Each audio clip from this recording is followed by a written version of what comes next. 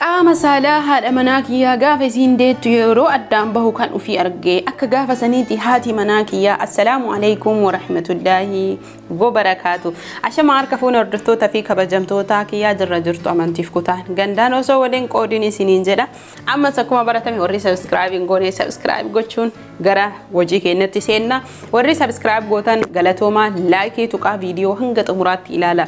Namoota lamaaf qabadhee dhufe garuu viidiyoo xumura irratti waan babbareedu fi akkasuma waan hedduu isin fayyadu. Tokkoffaa irratti namni qaamni kiyya na goggogee wanta hudhabee foon takka ofirraan qabu kun ammoo tuyyuu furdadhee rakkadhee asiin garaan borciin cooma qofaan keessaa gayyaa asiin kalee uf jibbe taa'an tokko narra hin jiru qirxii takkan qabu qaamni kiyya fiizikaala jettanii fi akkasuma immoo gaarii fi qaalii gaafii abbaan manaa gaarii haadha manaa isaa gaarii marartaahee gaafatu carraa jireenya biyyaan baa keessa kan jiraannu kan jedhuu fi midhaan amma sitti argitu kana qopheessita. Tokkoffaa irratti kan argitu talbaadha, itti aanee simsimiidha, itti aanee loozii suudaaniiti, achi ka'aanu sunillee loozii gosa hedduuti waliigalatti as keessatti argitu. Loozii gosa shaniiti jechuudha. Kun ataraadha jechuudha. Waan baay'ee nama dhibuu miti. Kun talbaadha jechuudha. Kanneen talbaa fi simsimii yookiin ammoo saliiqa isa jennuun haala amma argite kanaan walitti ho'ista. Namoonni hundi keessanuu waan kana sirriitti adda baafadhaa qabadhaa.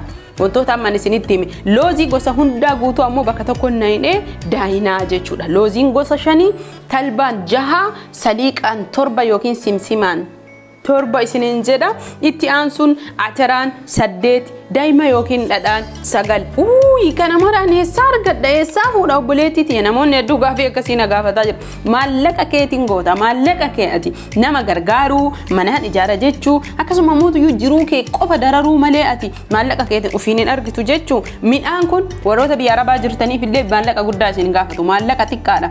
Birrii biyya keessanii 5 fi 10 hin walitti yoo bittan ji'a 3 nyaachuu dandeettan. Hordoftoota fi kabajamtoota kiyya keessattuu shamarran keenya goggoydanii kalafee baaftan dalagaa dalaguu fi akkasuma yaadaa fi argitanii walumaa galatti futuna yoo isiniin jedhu bakka hin geenne isa yaaduu kana goona sangoona kana binna akkas binna namni biyyaa siin hubatu sharafaati yoo ji'a 2-3 dalaydee irra duutee birrii xiqqishuu wayii biyya ergite namni biyyaa bakka sanumaanii siin hubatanii maal godharre taa'ii dalagii jiruun qaalii jiruun akkasiin jedhan kana hin dhagahin qaama kee yaadi obboleettitiya. Namoonni hedduu dhaabachuu dadhabee lafa tunaan mara akkasuma wallahi ijoollee hedduu gaafii gaafatamu jechuudha. Qaamni kiyya kun na goggoguu irraa nama afoo deemuu saalfadhe dhugaa hin se'an isa kana biti walitti tumi talbaa fi simsima xiqqoo ni immista jechuudha. Itti aansinee erga guutuu isaa walitti tumnee geessinee haala amma argitanii namoonni dhangaa yookiin micciirraa hin beeyne hin jira jedhee yaadu keessattuu kallattii arsii kana yookiin arusii jettaniin kana jechuudha. Isa kana midhaan garbuu irraa bassoo kan dhiheessanii kanaaf kuni bassoo osoo hin ta'in midhaan garbuu irraa osoo hin ta'in midhaan gosa biraati. Aanan burcuqqoo tokko dhiyeeffanna. Aanan yoo isiniin jedhu aanan harcee burcuqqoo 2 dhiyeeffanna. Kanaaf namni gaafii kana na gaafate nama biyya arabaa jirudha. Nama biyya arabaa jiru kan carraan jireenyaa godhee haati manaa isaa yeroo ciinsuun itti rakkattee lubbuu isaatitti lubbuun ol galtee argitanii hadhaa akkam isinii himuu danda'a. Yeroo sanitti waan takka kan beeyne hedduu kan waliin rakkate akka gaafa san adda baateen waan walitti hin deebine see eeyyan dhugaadha. Isii Rabbi subhanahu wa ta'ala akka adda baasee walitti deebisa. Garuu haa ta'u malee humni isii miskiintitti akkasuma hafuurri wanni hundi bareedinni isii miidhaginni akkuma gaafii gaafatametti qaamni lafee kan baase akka gaafsaniiti jiidhinni isii deebuu dide eeyyen waan hedduutu jira. Kanaaf midhaan kana waliin maynee aanan harcee burcuqqoo tokkotti naynee daa'imaan laaffifnaa jechuudha. Waan kana laaffifnee kaa'uu hin wanni kun ji'a 2 ji'a 3 illee waan baduu miti yookiin yeroon irraa dabruu miti jechuudha. O'a keessa yoo hin kaayini firiijii keessa yoo kenne midhaan hedduudha jechuudha. Haala amma argitan kanaan walitti laaffifna.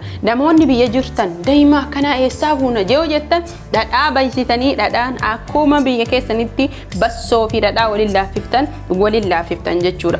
obboleeyyan kiyya nyaanni kun isin hin dabrin nyaata hedduu filatamaa akkasuma qaama keessan bareechisuu fi fuula kee dullummarraa dubartii ittisu humna gaarii kennuuf jechuudha. Dhiiraafis ta'ee dubartiifis hedduu nyaata filatamaa fi bareedaadha. Warroonni rakkadhee kaleenya keessaa buutee yaa obboleettii tiyyaa borcima kanarraa mee maluma isaa jettan guutuun keessanuu kuni nyaata borcii san cooma san gubee cuunfee baasee jechuudha. Booda sanii ammoo foon haaraya diimaa bareeda qaama keessan san waxxar godhee jabeessee isinii ijaaruu jechuudha. Kana jechuun ati bareedduu shamarree gaafa waggaa 15-16 sanii qaamni kee akkas fakkaataa jechuudha. Kan coomata kan qabne qaama bareedaa foon diimaa tahe.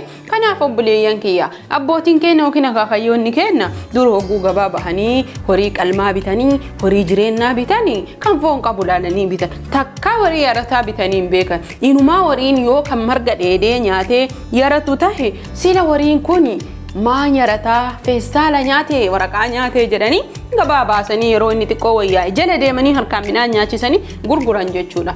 Kanaaf ilmi namallee baay'ee yarataa tahuu fi akkasuma furdatee daangaa taruu hin fedhanii siin jechuu barbaadeeti. Keessattuu shamarran foon sii barbaachisaadha. Warroonni taa'aan qabu yaa dhiiruma fakkaadha dhiira fakkaatta siin jedhan hedduu rakkatte isa kana fayyadamii baatii 3 jechuudha. Yoo soba lakki hin sobdaa hin fayyadamuu jette fayyadamii ji'a 3 walitti dhaabi waan kana birrii xiqqishuun bitatta obboleeyyan kee kaman arabaatti dararamaa jirtan. Arabni ni beeyti nyaata kana fakkeenya farra na'amani nyaata kana gaafa jala nyaachuu fi ummanni arabaa hojjedhu naan jedhanii ofii kiyyaa hojjedheef gaafa jalqaba anumatu ofii hojjedheefi booda sanii achirraa baratanii amma firii takka lama gaafa isaanii yookiin buna isaanii jala nyaachuuf nu hojjedhu naan jedhanii firiijii keessa ji'a 2 taa'a. Dubartii deetteef hin barbaachisa, dubartii ulfaatiif ni barbaachisa, namuma ilma namaatiif iyyuu nyaanni kun barbaachisaadha.